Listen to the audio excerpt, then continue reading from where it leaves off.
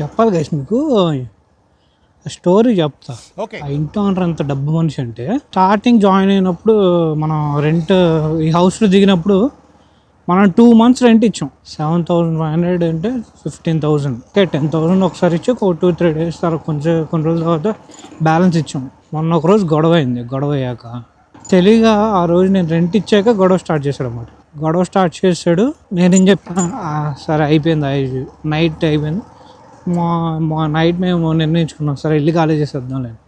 Early morning వెళ్ళి అడిగా, ఇల్లు ఖాళీ చేస్తామండి, నిన్న రెంట్ ఇచ్చా కదా, అమౌంట్ ఇచ్చేసండి, మీ దగ్గర ఆల్రెడీ 2 months అడ్వాన్స్ ఉంది కదా అని. దానికి ఆయన ఇచ్చిన సమాధానం, మీరు ఖాళీ చేస్తారు కదా అప్పుడు ఇస్తాడండి. సార్ నేను ఏం చెప్పాను ముందు, సరే ఈ మంత్ నెక్స్ట్ మంత్ 5th లోపు ఖాళీ చేస్తామండి అని చెప్పి జాన్లో చెప్పా. జాన్ ఏది అంటే Jan 4th ఆ టైంకి నేను రెంట్ ఇచ్చే టైం చెప్పా. సరే అప్పుడు అలా అన్నాడు కదా అని నేనేం చేశాను, మళ్ళీ నిన్న వెళ్ళి అడిగా, ఇలాగ ఇస్తా అన్నారు కదండి, ఇస్తే నేను కొంచెం ఈ 2 daysలో ఇస్తే నేను కొంచెం వేరే చోట అడ్వాన్స్ ఇచ్చుకొని నేను మారిపోతాను అంటే, ఇప్పుడు కూడా ఇవ్వడంట. ఎప్పుడైతే మీరు ఖాళీ చేస్తారో అన్ని రోజులు మినాయించుకొని ఇస్తాను అంటున్నాడు. నాకేం చెప్పాలో ఏం మాట్లాడాలో కూడా నాకు అర్థం కాల. ముందుగానే మనం చెప్పాం కదా 5th లోపు ఇస్తాం, ఖాళీ చేస్తాను. నేను అప్పటికి చెప్పా, ఏమండి 2 daysలో ఇవ్వండి, నేను వేరే చోట అడ్వాన్స్ ఇచ్చుకోవాలండి. ఎంతసేపు అదే మాట్లాడతాడు, నువ్వు ఖాళీ చేసినప్పుడు ఇస్తాను.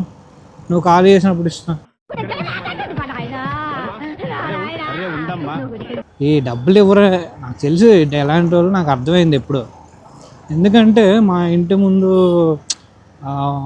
వాకిలి అంటారు కదా, వాకిలి కడిగి ముగ్గేయడం ఏదో చేస్తారు. అదేంటి 15 days వాళ్ళు చేయాలి, 15 days మేము చేయాలి. మమ్మీకి హెల్త్ బాగోదు కదా, మా మమ్మీ ఎవరో ఒకరిని చూద్దాం అనుకుంటే అంత ఎవరు అడిగినా 500 అడుగుతున్నారు బయట. సరే 300 నేను ఇస్తానండి, 200 మీరు ఇవ్వండి అంటే అది కూడా ఒప్పుకోవాలా. వాళ్ళే కడిగేస్తారంట. 500 అడిగాడు నన్ను. 500 15 days వాళ్ళ వంతు. 15 daysకి 500 అడిగాడు.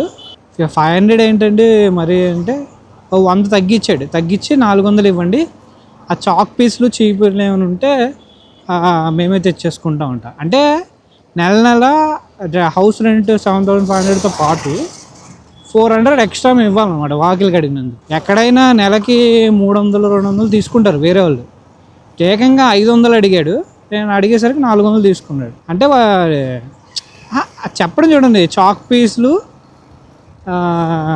చీపురి అవి కూడా మేము తెచ్చుకున్నాం. అంటే ప్రతి నెల తెచ్చుకుంటాడు చాక్ పీస్లు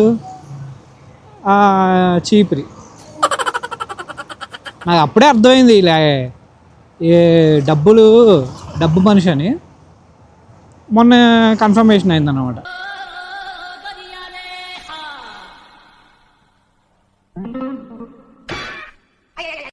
అలా ఉంటుంది జనాలు. సో గైస్, మీరు కూడా ఏమైనా మిడిల్ క్లాస్ ఫ్యామిలీస్ ఎప్పుడైనా హౌస్ షిఫ్ట్ అయితే ముందు ఎంక్వైరీ చేసుకోండి, వాళ్ళు ఎలాంటి వాళ్ళు ఏంటి అనేది. ఎంక్వైరీ చేసుకొని దిగండి. దిగాక ఇలాంటి సోజ్ చెప్తారన్నమాట. చిన్న వాటికి గొడవ అన్నమాట. యాక్చువల్ పైన మీకు చూపిస్తాను చూడండి, ఇక్కడ ఇదంతా ప్లేసే కదా. ఈ చిన్న ప్లేస్లో మేము ఆ చైరు 2 buckets అలా దాని మీద పెట్టాం. అది వాళ్ళకి అడ్డొచ్చిందంట. అంత పెద్ద ప్లేస్లో మేము ఈ చిన్న ప్లేస్లో పెట్టేసరికి వాళ్ళకి ఎండ రావట్లేదంట పైనుంచి. ఎంత కామెడీ అంటే ఎండ రావట్లేదంట. అదొకటి ఎలిగేషన్. ఇంకో ఎలిగేషన్ ఏం చేశారు, వాటర్ ఎక్కువ వాడుతున్నాం అంట మేము. అసలు ఉండేదే ఇద్దరం, నేను మమ్మీ. అసలు జనరల్గా ఎక్కువ వాటర్ మేము వాడతాం. ఎవడైనా మైండ్ ఉన్నాడు ఆ మాట మాట్లాడతాడు. 2 మనుషులు ఎంత వాటర్ వాడతారు? నేను అప్పటికి డ్రింకింగ్ వాటర్ కూడా నేను బయట నుంచి తెచ్చేస్తా. ఏది మన ప్యూరిఫైడ్ వాటర్ ఉంటాయి కదా క్యాన్స్, అక్కడ తెచ్చేస్తా. వాషింగ్ మిషన్ రోజుకి 2 సార్లు వేస్తున్నాడు అన్నాడు. ఇప్పుడు మంత్లో 2 సార్లు వేసుకోరండి, 2 times. ఏదో ఇప్పుడు బెడ్షీట్స్ దుప్పట్లు అవి ఉంటాయి, అవి వేసినప్పుడు 2 times అవ్వవా? రెగ్యులర్గా మనం అసలు ఇద్దరు మనుషుల బట్టలు రెగ్యులర్గా వేస్తాడు ఎవడైనా, ఏ బుద్ధున్నోడైనా 2 daysకో 3 daysకో వేస్తాం. ఎప్పుడో 1-2 సార్లు డబల్ టైం వేసామని వాడికంట నీళ్ళు అయిపోతుందంటే ఎక్కువ వాడేస్తున్నాం. నేను అప్పుడు ఒకసారి 2 సార్లు మోటార్ నీళ్ళు అయిపోయింది, మోటార్ అయిందంటే ఈవినింగ్ పంపు వస్తుంది అప్పుడు వేస్తాడంట. రెగ్యులర్ వాటర్ కరెంట్ అయిపోద్ది కదా. అదేంటి ఆ రోజు గొడవ అయినప్పుడు అడిగాం, అదేంటంటే నీళ్ళు ఓకే ఒక వాల్వ్ ఆడాము, మీరే ఊరికే ఇవ్వట్లేదు కదా, మోటార్ కూడా డబ్బులు తీసుకుంటున్నారు కదా అంటే డబ్బులుగా తీసుకోలేదండి మా దగ్గర. అలా ఉంటుంది కదా. మీరు ఎప్పుడైనా హౌస్ షిఫ్ట్ అవుతుంటే చెక్ చేసుకోండి ముందు. ఇలాంటి డబ్బు మనుషులు దగ్గర మనకు అది వెళ్ళకండి అస్సలు. ఎంత లాగుదామా, ఎంత డబ్బులు లాగేద్దామా అని చూస్తారు. ఇలాంటి సిచ్యువేషన్ మీకు ఎదురైతే మీరేం చేస్తారో కమెంట్ చేయండి గైస్. అలాగే నేనేం చేసి ఉంటే బాగుండేదో మీరు కమెంట్ చేయండి. ఇంక అయిపోయింది, 1 month అయిపోయింది. ఇంక యాక్చువల్గా ఆయన డబ్బులు ఇచ్చి ఉంటే నేనే ఒక 10 daysలో ఖాళీ చేసేద్దాము. అడ్వాన్స్ అమౌంట్ ఉంటుంది కదా, ఆ కరెంట్ బిల్లు చిన్నవి ఉంటే సరే పోతే పోయినాయి అని వదిలేసాను. ఇప్పుడు ఇంకో నెల ఉండాలి, నెల ఉండి వీళ్ళకి ఎలా కాదులేండి, ఎలా చేయాలో అలా నేను చేస్తాను. మీకు చెప్తా ఏం చేశాను తర్వాత. మరి ఇంత డబ్బు మనుషులా అనిపించింది. ఇంకోటి ఏంటంటే సౌండ్ వచ్చేస్తుంది అంటాడు వాడు. స్లాబ్ ఏమో సరిగ్గా కట్టించుకోలేదు వాడు. కట్టించుకోకుండా ఇప్పుడు ఇంట్లో చిన్నపిల్లలు ఉన్నారండి, చిన్నపిల్లలు చిన్నగా ఏదో డ్యాన్స్ చేసి చిన్నగా ఎగిరాడు. పైకి వచ్చాడు ఆ రోజు, పైకి వచ్చేసి పిల్లలు మంచం మీద నుంచి దూకుతున్నారు అని వచ్చాడు పైకి. మనం ఏమైనా చిన్న సౌండ్స్ వస్తాయి కదండి, ఇప్పుడు మంచం జరిపినప్పుడు, కుర్చీ జరిపినప్పుడు, అవి కూడా వాళ్ళకి పెద్దగా అనిపిస్తాయి. ఎందుకంటే వాళ్ళు స్లాబ్ కరెక్ట్గా థిక్ చేయించుకోవాలా, వేయించుకోవడం చేతకాల. ఇప్పుడు ఇంట్లో దిగిన వాళ్ళందరితో ఇలా ఇబ్బంది పెడితే అలాగా. ఇంట్లో షింక్ ఉంది, షింక్లో అంట్లు అడుగుతాం, వెజల్స్ ఉంటాయి షింక్లోనే కదా అడుగుతాం. ఆ వాటర్ కిందకి లీక్ అవుతున్నాయి అంటాడు. అది ఎవరు తప్పు? వాడే సరిగ్గా కట్టుకోకుండా వదిలేస్తే వాటర్ లీక్ అవుతుందంటే అది మనం ఏం చేస్తాం? వాటర్ లీక్ అవుతుంది మీరు ఇక్కడ కడగొద్దు, బయట కడుక్కోండి అంటుంది ఆమె. వాళ్ళ వైఫ్ వచ్చి వాళ్ళ వైఫ్తో గోలంటే ఈయనతో గోల. ఇంకోటి మా మమ్మీ ట్యూషన్ చెప్తారు, మా మమ్మీ స్కూల్ టీచర్ ట్యూషన్. ఇప్పుడు స్కూల్ పిల్లలు వస్తారు ఈవినింగ్, కరెక్ట్ అదే టైంకి వాళ్ళ ఇంట్లో 2 కుక్కలు ఉన్నాయి. ఆ 2 కుక్కలను బయటకు వదిలేదు. ఇప్పుడు ట్యూషన్ పిల్లలు వచ్చిన కొంచెం టైం అయినా లోపల పెట్టుకోవడమా ఏదో ఒకటి చేయాలి కదా, లేదు. వాళ్ళు వచ్చారు అలా వదిలేస్తారు బయటికి.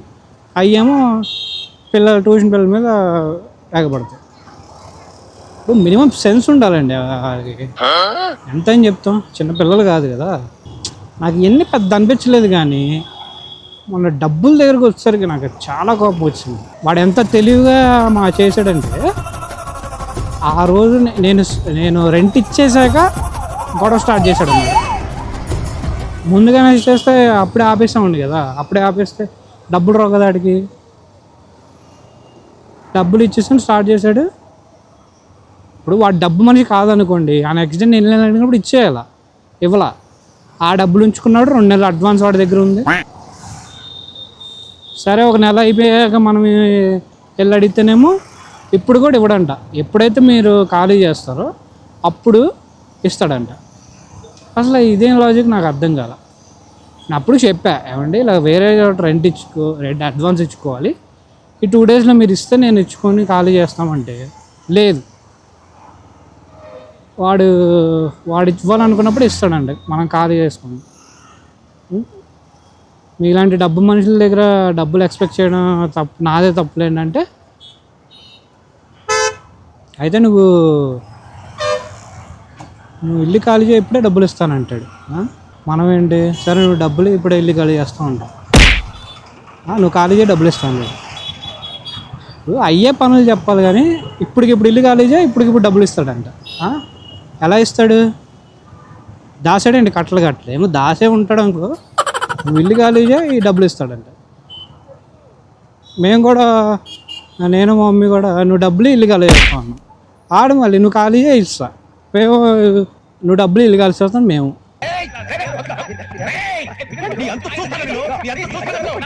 అలా సరిపోయింది.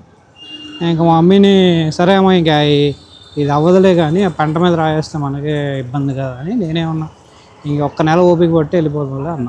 ఇన్ని ఇయర్స్లో మాకు ఎప్పుడు ఇలాంటి వాళ్ళు తగలదా. ఉన్న టెన్షన్స్లో ఇది కొత్త కొత్త వస్తుంది.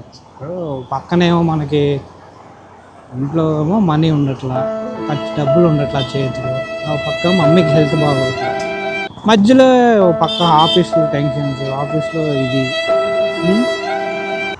అది కాకుండా మళ్ళీ ఇది ఒక పంచాయతీ ఇంటి దగ్గర. వాళ్ళకే ఖాళీ ఇంటి దగ్గర ఉంటారు ఖాళీ కూర్చొని.